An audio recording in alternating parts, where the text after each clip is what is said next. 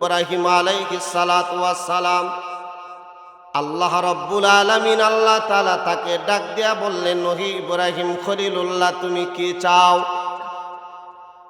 আল্লাহ রাব্বুল আলামিনের নবী ইব্রাহিম আলাইহিস সালাতু ওয়াস সালাম ডাক দিয়া কয়, আল্লাহ, আমার যত ভালো উম্মত আছে, আমার যারা অনুসরণ করে, যারা আমার ভক্ত, যারা আমার মহব্বতের, আল্লাহ এই দিয়ে আমারে দিয়া দাও, এইগুলারে নিয়ে আমি জান্নাতে চইলা যাব। বলেন মারহাবা। খারাপ বলছে না ভালো? জোরে বলেন, খারাপ না ভালো? আমার যারা ভক্ত, আমার যারা অনুসরণ করে, যারা আমার সাথে থাকে, যারা আমার সঙ্গী আছে, যারা আমাকে ভালোবাসে, তাদেরকে আল্লাহ তুমি আমাকে দিয়া দাও।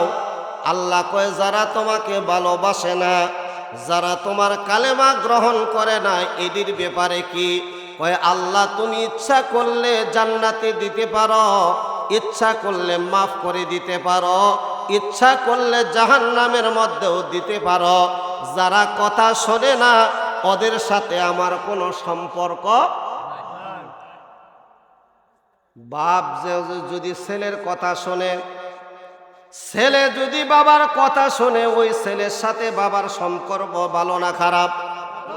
আর যদি কথাবার্তা না শোনে, সম্পর্ক ভালো না খারাপ? দুনিয়ার জমিনের ভিতরে যাদের সাথে সম্পর্ক, তাদের সাথে মহব্বত থাকে। হযরত ইব্রাহিম আলাইহিস সালাতু ওয়াস সালামের কথা ক্লিয়ার হয়ে গেল। আল্লাহ রাব্বুল আলামিন তার কথাটা নিয়ে নিলেন। বন্ধুগণ, আমার বাবারা, এবার আমার আপনার রহমতের নবী, বরকতের নবী, উম্মতের কান্ডারি, দু জাহানের সরদার, দয়ার নবী, মায়ার নবী, হুজুর আমার আল্লাহ রাব্বুল আলামিন আল্লাহ তাআলা ডাক দিয়া কয়, বন্ধু আমার হাবিবুল্লাহ, ও আমার রহমতের নবী, বরকতের নবী, আপনি কি চান? আপনাকে বলার জন্য আমি আল্লাহ তাআলা অনুমতি দিলাম। আপনি নবী বলেন, জোরে জোরে বলেন মারহাবা। আমার আপনার রহমতের নবী, বরকতের নবী, মায়ার নবী, দয়ার নবী ডাক দিয়া কয়, আল্লাহ, আমার যত ভালো উম্মত আছে, ভালো ভালো মানুষ যারা আছে, সব আল্লাহ তোমারে দিয়া দিলাম। যত খারাপ পাপী তাপি আছে, সমস্ত পাপী তাপিটি আমি নিয়ে নিলাম। জোরে করে আল্লাহু আকবার।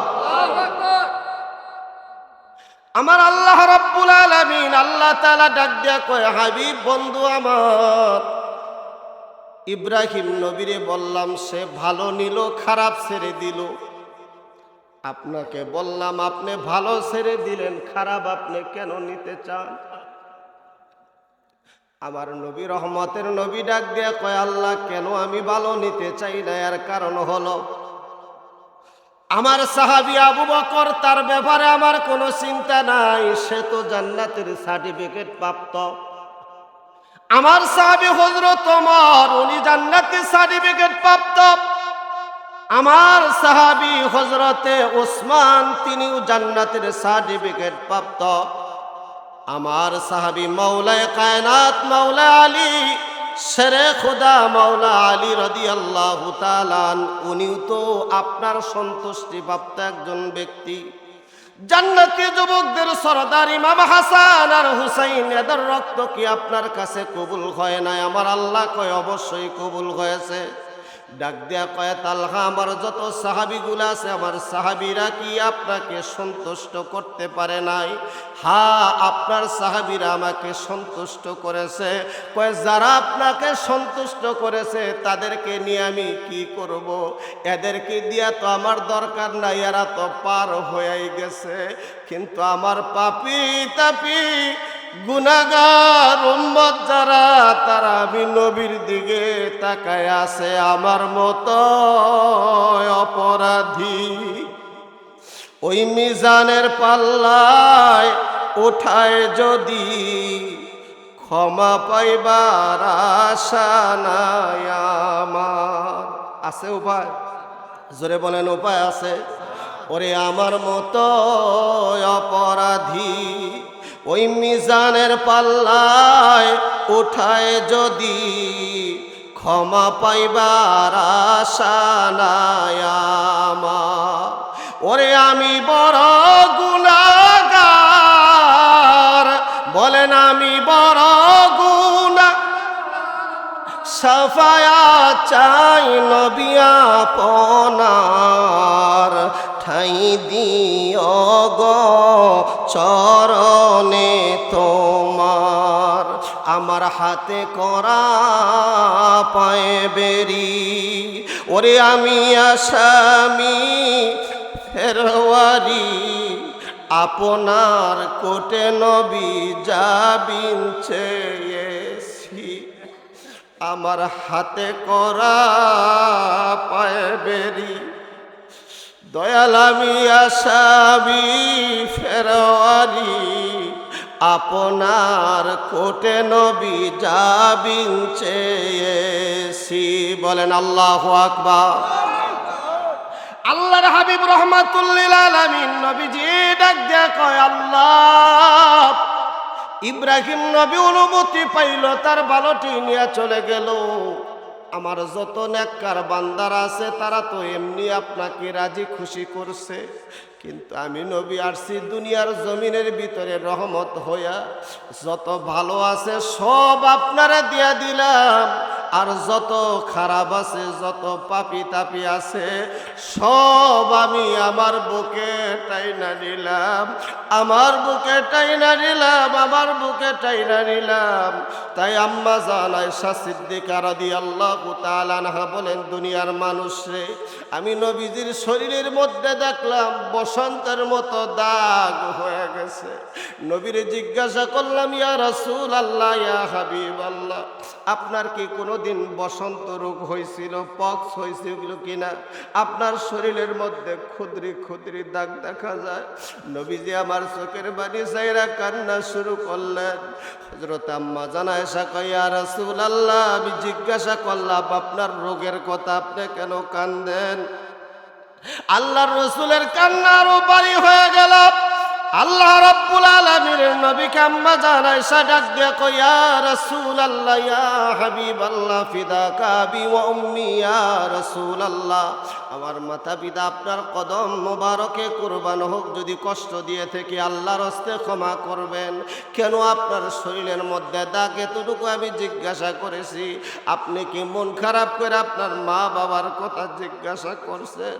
নবীজি ডাক দিয়ে কয়, না, আমি যখন দুনিয়ার জমিনের ভিতরে সত্যকে মানুষকে বুঝাইতে গিয়েছিলাম, তায়েফের মানুষগুলো আমারে এমন ভাবে পাথর দিয়া মারছে।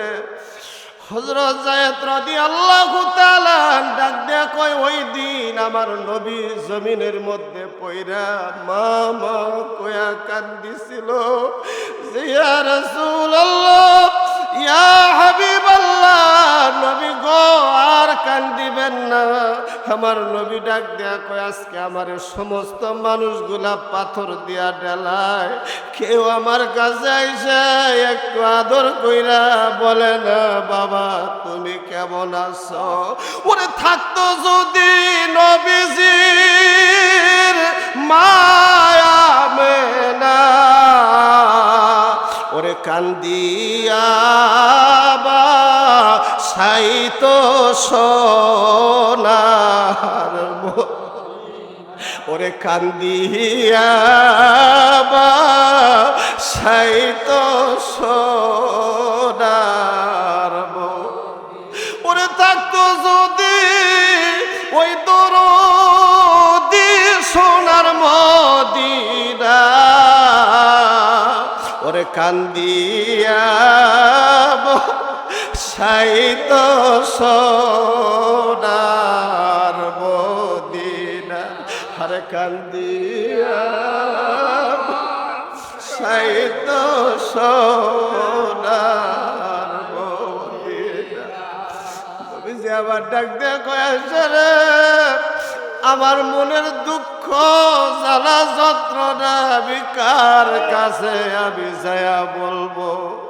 ওরে কারে বলি বোনের দুঃখ, কারে বলি বোনের দুঃখ, দরদি মিলে না, আমি কই না মনের কথা, কই না আমি, কই না মনের কথা।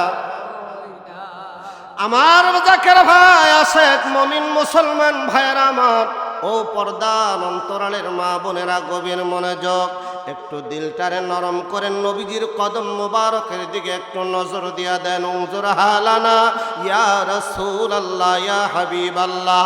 নবীজির প্রেম মহব্বত তাওয়াজ্জুটা যখন আপনার দিকে চলে আসবে, চক্ষু বন্ধ করে যখন চোখের পানিটা ছেড়ে দিবেন, চক্ষু বন্ধ করে একটু মুরাকাবায় বসতে দেরি হবে রে বাবা, দেখবেন দয়াল নবী আপনার সম্মুখে হাজির হয়ে গেছে। জোরে বলেন আল্লাহু আকবার।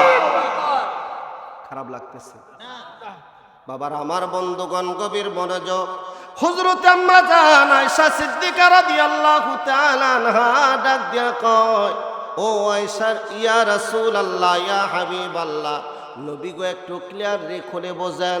নবী বলে, তায়েফের ময়দানে মানুষগুলো আমাকে এইভাবে কষ্ট দিয়েছে। আল্লাহর নবীকে ডাক দিয়ে কই, ইয়া রাসূলুল্লাহ, আপনার দোয়া তো সাথে সাথে আল্লাহর দরবারে মঞ্জুর হয়। আপনি যদি দয়া করে আল্লাহ রাব্বুল আলামিনের দরবারে একটু দোয়া করতেন, আল্লাহ যেন আপনার শরীরের দাগগুলা মোচন করে দিত। নবী যে ডাক দিয়ে কই, এই দাগগুলা মোচন হয়ে গেলে তো আমার উম্মত নাজাত পাবে না। ডাক দিয়ে কই, কিভাবে নাজাত পাবো না? কয়, আমার আল্লাহ রাব্বুল আলামিন, আল্লাহ তাআলা চেয়েছিলেন, বন্ধু তুমি কি চাও? আমার আল্লাহরে ভালো ভালো যা আছে সব দিয়া দিছি, আর আমার যত পাপী দাপি, আমার যত অসহায় উম্মতগুলা আছে, ওই উম্মতগুলা কাল হাসরের ময়দানে আমি নবীর দিকে চাতক পাখির মতো তাকায়া থাকবে। তখন আমি আল্লাহরে ডাক দিয়া বলবো, আল্লাহ, এই যে আমার শরীরের মধ্যে একটা কইরা দাগ, এই দাগের বিনিময়ে আজকে আমার পাপী তাপী উম্মতের তুমি মাফ কইরা দাও, মাফ করে দাও। জোরে জোরে বলেন আল্লাহু আকবার। তোমায় না দেখিলে পরানা বাঁচে না রে, দেখা দাও, দেখা দাও মোরে হাসান, দেখা দাও, দেখা দাও। বলেন না দেখিলে পরানা বাঁচে না রে, দেখা দাও, দেখা দাও মোরে, দেখা দাও, দেখা। ওরে রাত্রি শীতে শুইয়া থাকি, দয়াল তোমার স্বপ্নে দেখি রে, আবার জায়গা দেখি সবই মিশে, তুমি নাই পাশে, দয়াল জায়গা দেখি সবই তুমি নাই পাশে, দেখা দাও, দেখা দাও মোরে, দেখা দাও,